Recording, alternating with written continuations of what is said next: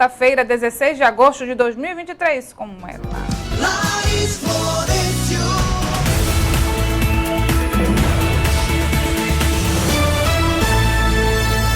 Bom dia, Laís. Bom dia, Renata. Bom dia a todos que nos acompanham. Bom, Renata, a gente começa esses destaques falando sobre a queda de energia, o apagão que atingiu 25 estados brasileiros.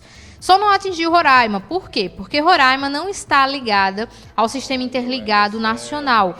Em Roraima, a energia é fornecida por hidrelétricas da própria região. Tá? São cerca de 6 a 9 hidrelétricas que levam energia para aquele estado e não estão ligadas aí às energias que são geradas tanto no Nordeste quanto no Sudeste.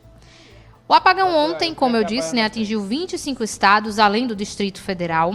E olha só, segundo o Ministério de Minas e Energias, tudo começou com uma sobrecarga no Ceará. Pois é, no Ceará, minha gente. Só que o Ministério ainda está investigando se houve um outro incidente em um outro local ainda não identificado, ou pelo menos ainda não divulgado pelo Ministério.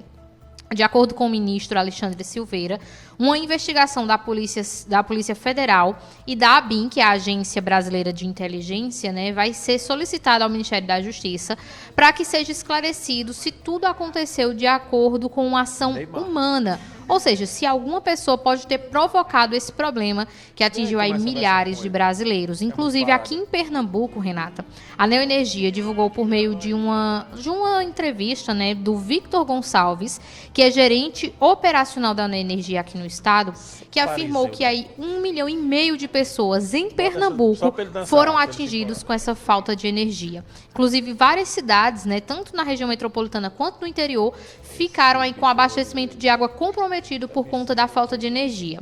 De acordo com o Ministério de Minas e Energia, tudo foi resolvido ontem, perto ali das 10 para as 3 da tarde, e aí foi 100% restaurado. Mas a maior parte dos lugares, a energia começou a funcionar normalmente a partir aí das 10h30, 11 horas da manhã, pouco mais de 2 horas depois do início do incidente. Bom, Renata, outro destaque que a gente trouxe, esse é sobre a OMS, porque a OMS lançou um novo balanço sobre Covid-19 no mundo e disse que cerca de 1,5 milhão de novos casos de Covid foram registrados entre 10 de julho e 6 de agosto em todo o mundo, 80% a mais em relação ao período anterior.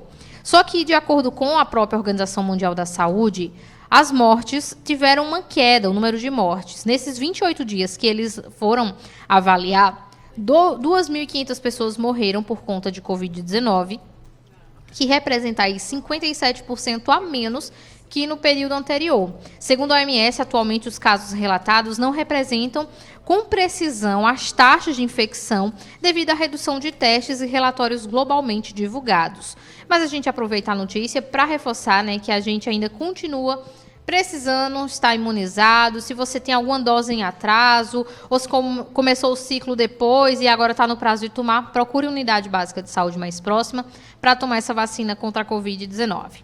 E para finalizar, eu vou falar de educação, porque o programa Escola em Tempo Integral, sancionado no início do mês, já teve a adesão de 59% dos 27 estados, das unidades federativas, e 49% dos municípios brasileiros. Segundo o balanço do Ministério da Educação, apenas 11 estados ainda não aderiram à iniciativa, sendo esses estados Mato Grosso do Sul, Goiânia, Bahia, Paraíba, Rio Grande do Norte, Pará, Rondônia, Espírito Santo, Minas Gerais e Rio de Janeiro. Esses foram os nossos destaques, Renata, e eu lembro a todos que o Jornal da Cidade começa às 7 horas da manhã, de segunda a sexta-feira, a apresentação minha de Rodrigo Miranda, e está todo mundo convidado a acompanhar com a gente as primeiras notícias do dia. Volto com você. Obrigada, Laís. 8 horas e 37.